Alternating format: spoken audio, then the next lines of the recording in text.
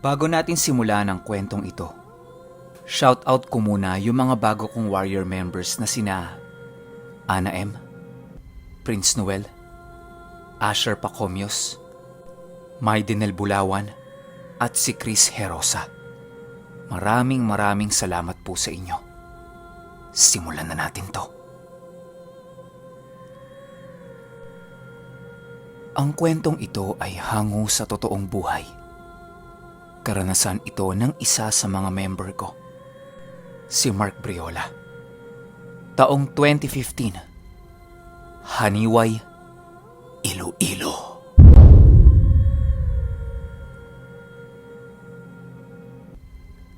Hi Pinuno. Tawagin niyo na lang po ako bilang Mark. Pangalan ko ho talaga yan. Nangyari ito sa Haniway, Iloilo, taong 2015, October 28. Pero balik po muna tayo ng mga 1 week, mga October 19. Kasagsaga ng final exam namin noon para sa first sem. Kaya nagkayayaan kung anong gagawin namin sa sem break. Dito namin napagplanuhan na magbakasyon na lang sa bahay ng isa pa naming boardmate sa Haniway. Bukod kasi sa presko doon, mahilig din kami sa adventure. Kilala rin sa lugar nila, yung Damires Hills na resort. Bale, mabilis ang plano lang yon, kaya napagkasunduan namin na doon na lang. Pero bago yon, dapat puntahan muna namin yung Station of the Cross na malapit sa kanila. Kung hindi mo na itatanong Pinuno, nasa parteng bundok na itong bahay nila. Tapos pinupuntahan talaga ng mga nagpepenitensya kapag Semana Santa. Kasi nga, Station of the Cross yung itaas ng burol. October 28, unang araw. Sumapit ang araw ng pag-alis namin. Kabilin-bilinan ng landlady namin na mag-ingat. Magdala ng luya sa bulsa para sa proteksyon.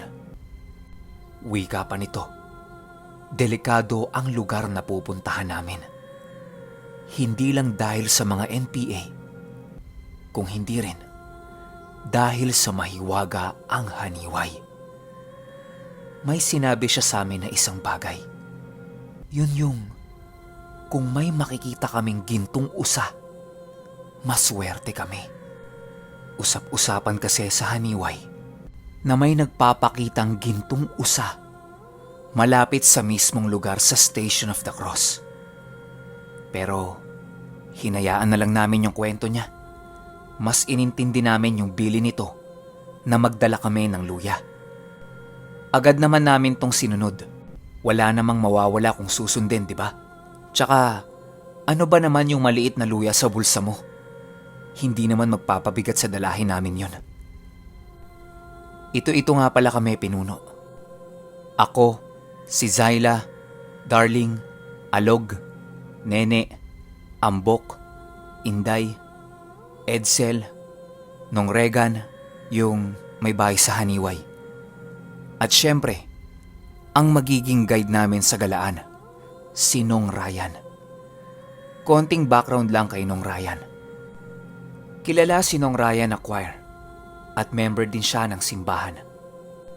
At isa pang bagay na nagpapamangha sa akin at nagpaengganyo na sumama ay sa kadahilan ng meron siyang third eye. Oo, Pinuno, bukas ang third eye niya. Pati ang buong pamilya niya, ganun din. Iba-iba lang sila ng specialty. Para sa amin, early warning na rin kapag may pupuntahan kayong mga mahiwagang lugar na tulad ng sa Haniway. Umalis kami at bumiyahe. Mga 1.5 o 2 oras din yon para makapunta kami sa mismong bahay nila. Nakarating kami sa bayan ng Haniway at kailangan naming sumakay ng tricycle ng mga 30 minutes papasok sa barangay nila. Ilang minuto na ang nakalipas sa biyahe namin. Maya-maya pa, sinabi ng driver na malapit na kami sa bababaan namin. Bigla na lang pumara ito si Nong Ryan at sinabi niyang bababa na muna siya. Nagtaka kami kasi medyo malayo pa kami. Pagbaba ni Nong Ryan, nagsabi ito ng, "Wow!" Yung manghang-mangha siya sa nakikita niya. Bumaba din kami ng mga kasama ko upang tingnan kung ano ba yung nakikita ni Nong Ryan. Pero pagbaba namin, ang bumungad lang sa amin ay dalawang naglalakihang puno ng lunok o balete. Nasa magkabilang gilid ito ng kalsada na animoy nakaarko na tulad ng sa mga welcome sign. Maski kami ay namangha sa nakita namin kasi sobrang laki talaga nung dalawang balete na nagsasalubong. Ang mga sanga at dahon nito nasa taas ng kalsada. Bigla-bigla na lang nagsalita si Nong Ryan ng, "Tara, papasok na tayo." Doon ay nakita ko siya na may ngiti sa kanyang muka na parang naganahan ito. Sinabi pa niyang, "Kung nakikita niyo lang ang nakikita ko, grabe, mamamangha talaga kayo." Paglalarawan niya sa dalawang puno, parehong dalawang naglalakihang kastilyo ito na may tulay sa pagitan na parang arko. At ang kalangitan dito ay walang araw. Buwan lang ang meron na nagbibigay liwanag sa lugar. Sa totoo lang, Pinuno, kahit ako namangha sa sinabi niya. Namumuo kasi sa isipan ko yung senaryo ng mga sinasabi niya. Sumakay ulit kami ng tricycle. At ilang minuto lang, bumaba na kami. Nakatingin pa rin ako kay Nong Ryan. Yung mukha nito, manghang-mangha pa rin. At hindi mawala ang kanyang pagngiti. Hinayaan ko na lang siya nun. Tapos naglakad na kami. Ang dadaanan pala namin papasok sa lugar nila ay mababaw na ilog. Doon, Pinuno, nakaramdam ako ng kaginhawaan. Napakaganda ng lugar tapos tahimik. Nung makarating kami sa bahay ng boardmate namin, nagtaka kami sa pwesto ng bahay nila. Konting description lang, Pinuno. Yung bahay nila ay napapaikutan ng dalawang maliit na ilog. Bale, isang ilog, tapos nahati yun sa dalawa. At pagdating sa dulo, nagkukonekta sila. Parang mata ito kung titingnan mo sa itaas. Merong dalawang kubo sa lugar nila. Isa nasa bandang itaas at yung isa naman nasa baba. Maya-maya pa, nagsalita itong si Nong Ryan na kakaiba ang lugar nila. May mga nararamdaman siyang parang pamilyar sa kanya, pero iba-iba yun. Nagulat din kami sa isa pang sinabi nito pagdating namin. Ang wika niya, "Uy, may mga sumunod sa atin. Sino kayang sinusundan nito?" Napatingin kaming lahat sa kanya. Tapos, tinanong namin siya kung ano bang nakikita niya. Ang sabi niya, may dalawang sumunod sa amin. Isang batang kaluluwa na tila naghatid lang sa amin sa bahay. Tapos bumalik din. Tapos yung isa naman, engkantadya na hindi galing sa mundo natin, kundi galing sa ibang dimensyon. Alam mo, Pinuno, lahat kami napakunot na lang ang noo sa mga sinasabi niya. Nagpalipas lang kami ng oras at nagyaya yung isa naming kasama na maligo sa busay. Sa Tagalog, talon yan, Pinuno. Nung narinig namin ang yaya niya, agad-agad ay nagbihis kami at nag-ayos. Ang sabi pa, sundan lang namin yung ilog para makapunta kami sa busay.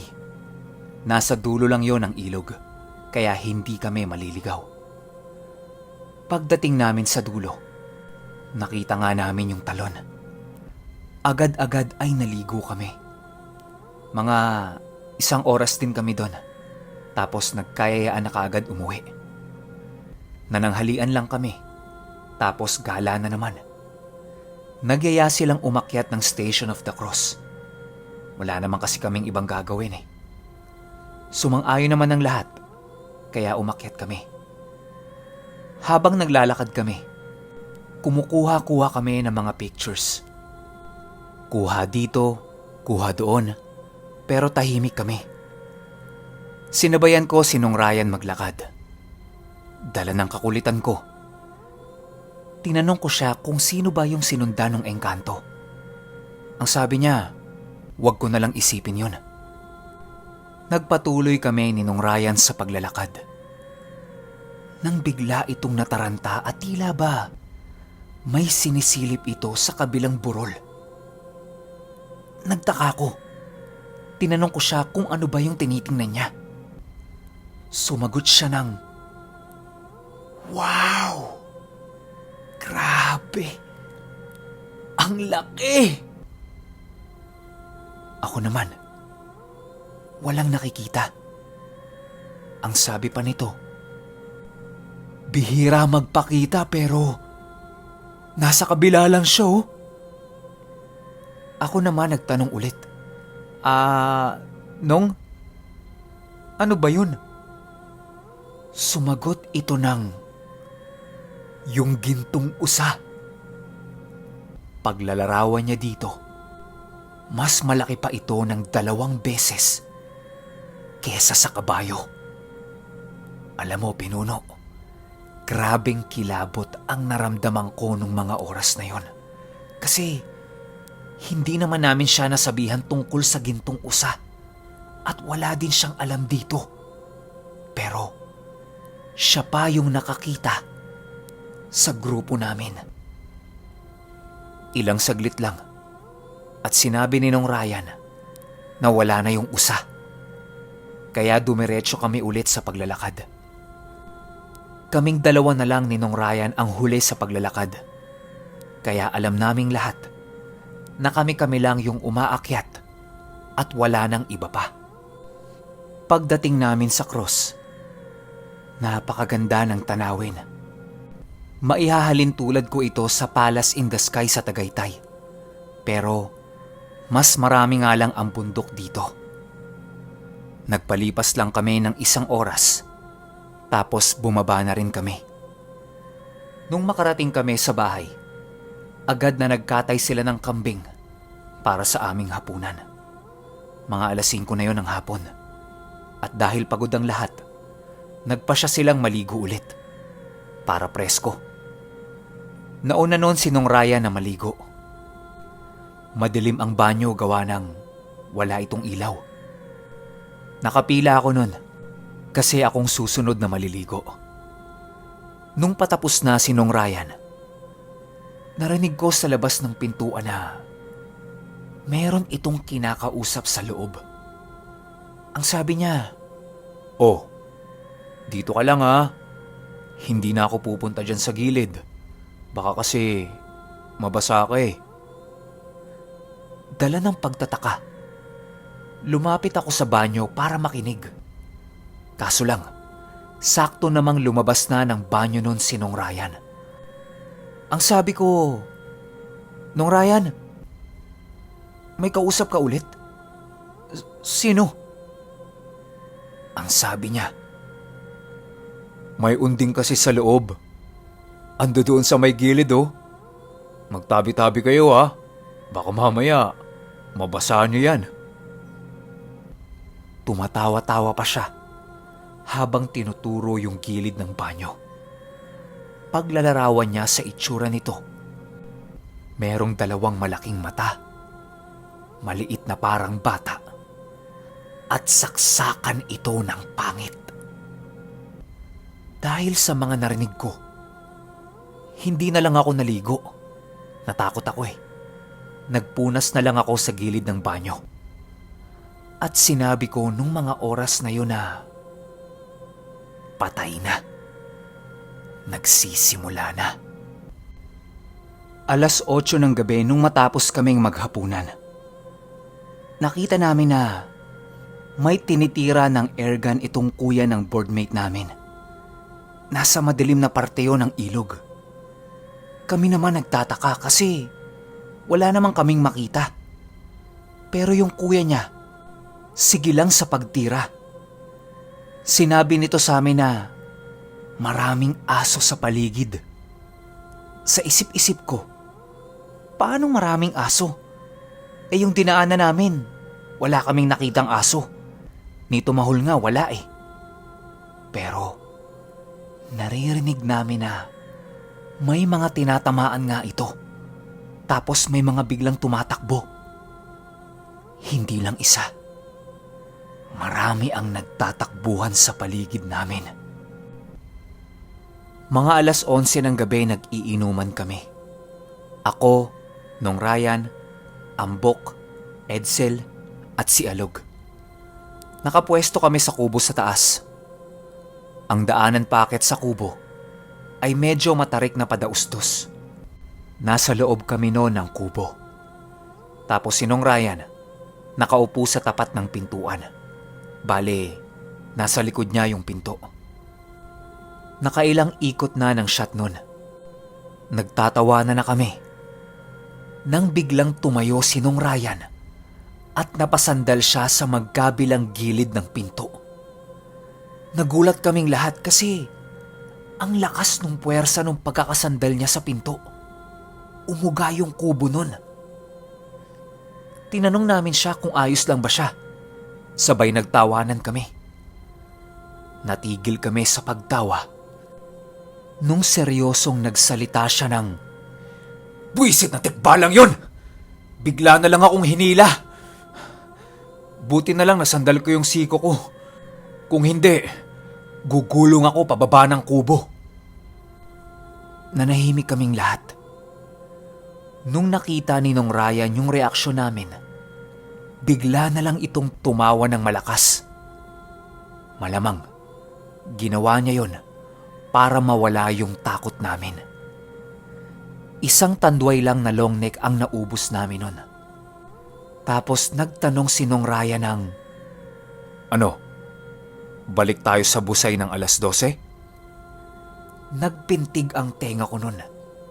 Ginanahan ako kasi adventure sa gitna ng gabi.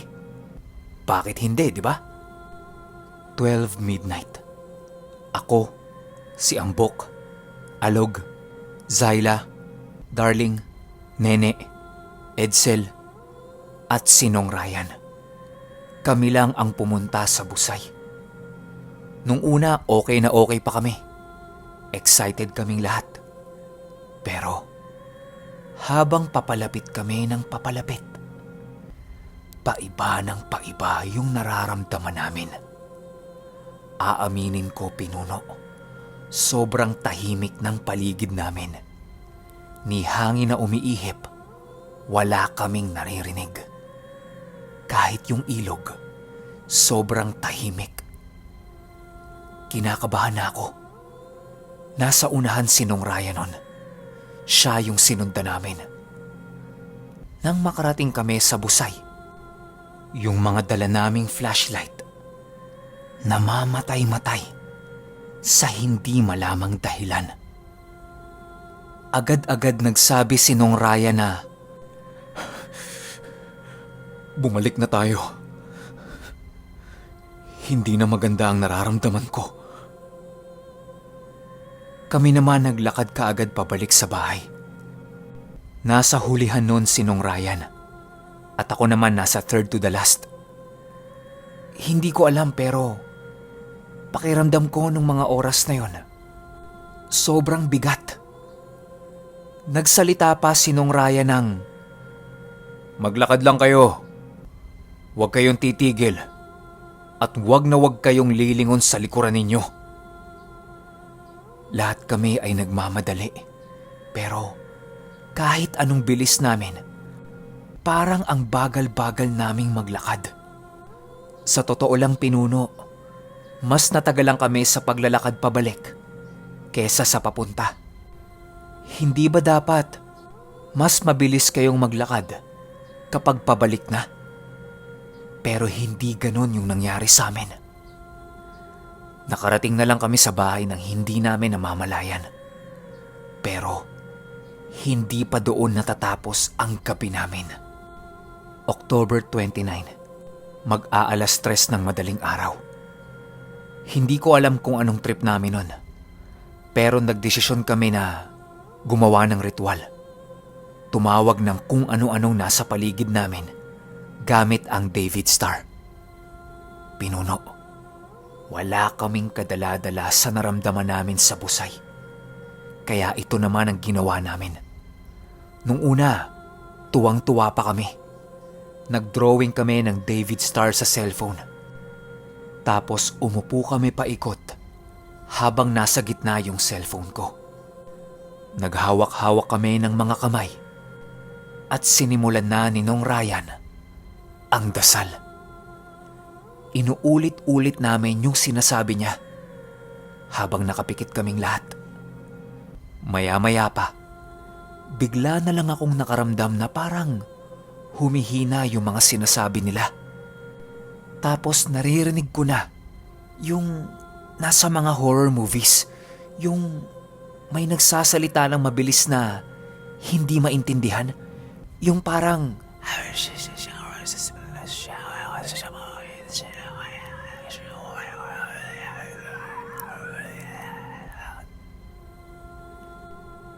mga ilang segundo kong narinig yan. At pakiramdam ko, gumagaan ako. Nang biglang nahinto yung ritual namin.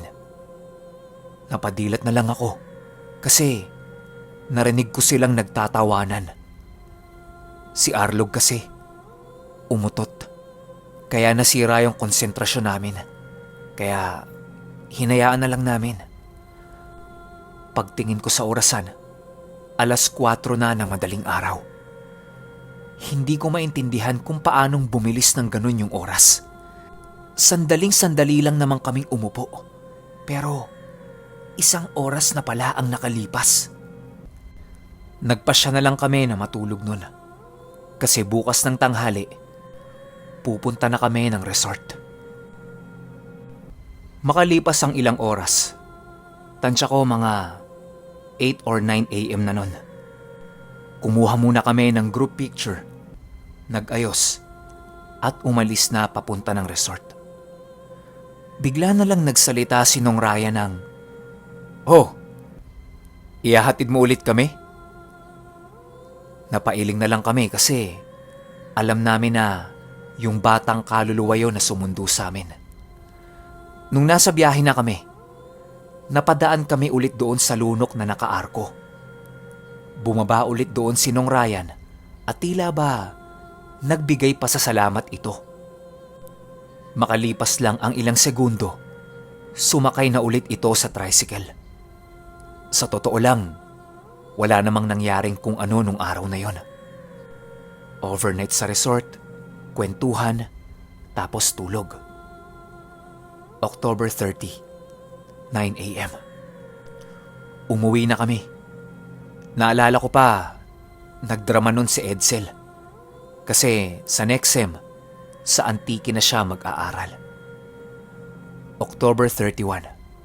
Habang nagre-review kami ng mga pictures namin, may kung ano-ano kaming nakita at napansin.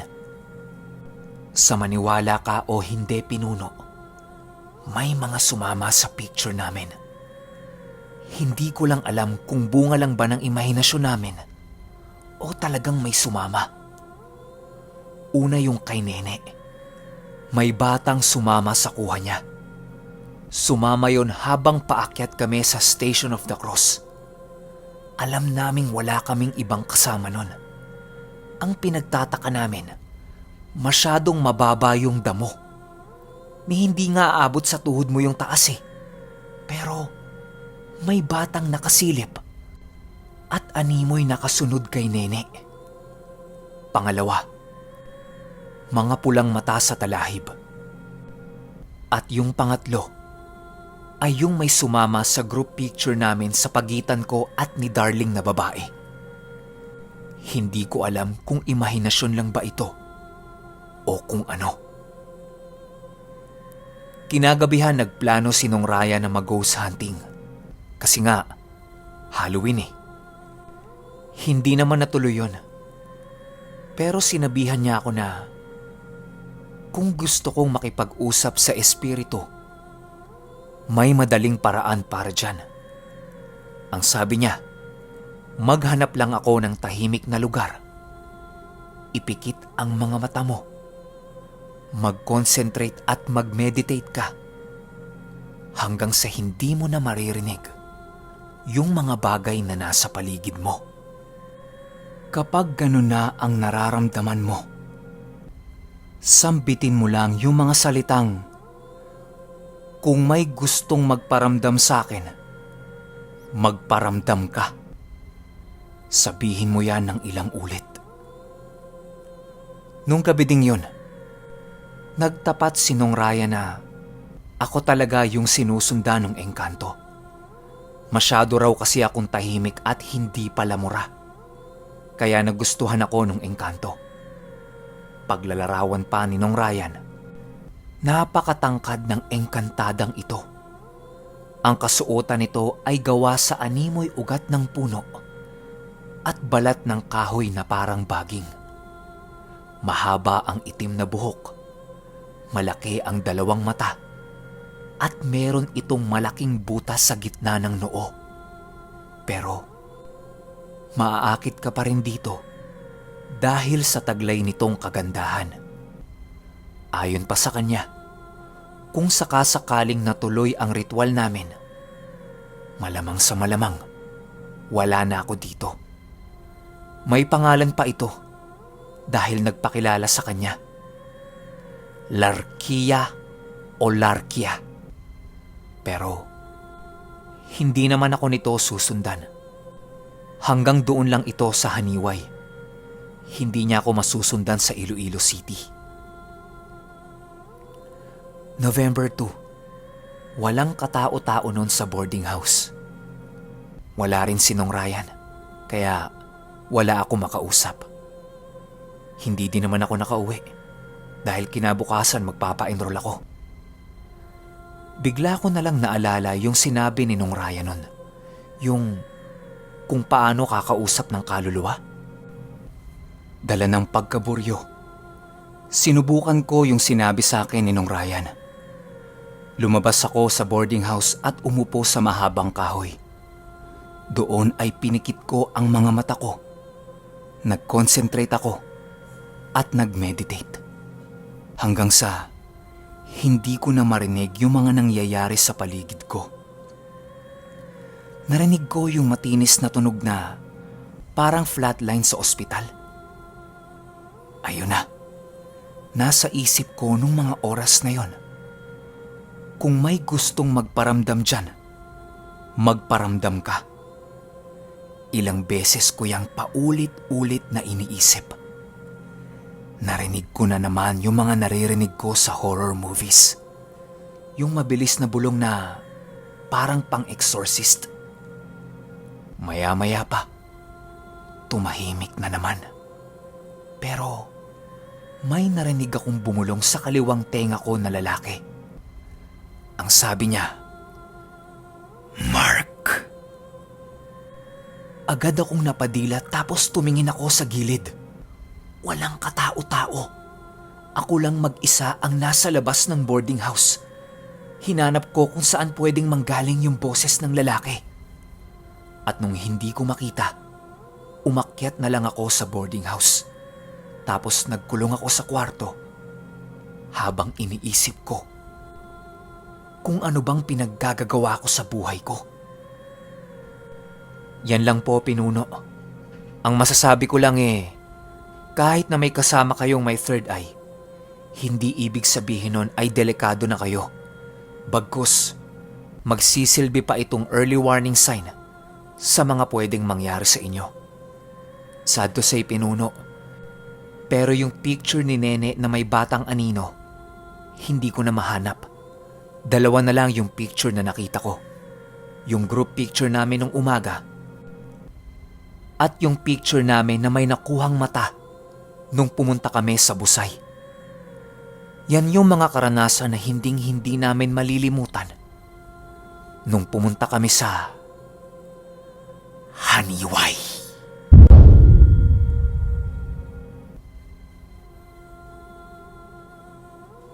Okay, opinyon ko sa kwento. Napakahaba, Mark. Natuyot lalamunan ko ah. Pero ang masasabi ko lang, yung sinong Ryan, parehong-pareho sila ng utol ko. Si Ella, kung naalala nyo, palagi na lang yan nakakakita ng mga gintong palasyo, malalaking kastilyo, kahit saan kami magpunta. Ang kinaibahan nga lang, yung gintong palasyo, nakikita niya ng madalas sa mga patay na puno, hindi sa mga balete o kung anumang buhay na puno. Siguro kasi, yung sa utol ko, inaakit siya dahil nga gusto siyang kunin ng gabay niya. Ito namang sinong Ryan, may third eye lang talaga. Kaya kaya niyang makita yung mga hindi kayang makita ng mga ordinaryong tao. Pero ang maipapayo ko lang, Mark, iwasan mo yung paggawa ng practice na ibinigay sa'yo ni Nong Ryan. Kasi baka mamaya, demonyo yung masamon mo or dark entity. Tapos hindi ka tigilan. Yun yung nakakatakot sa mga ganyang practice eh. Kaya as much as possible, iwasan mo yan. Maging kayo, yung mga nakikinig sa akin ngayon, kung gagawin nyo man yun, siguraduhin yung handa kayo sa mga magiging kapalit. Yun lang. Hanggang sa susunod na kwento. Salamat.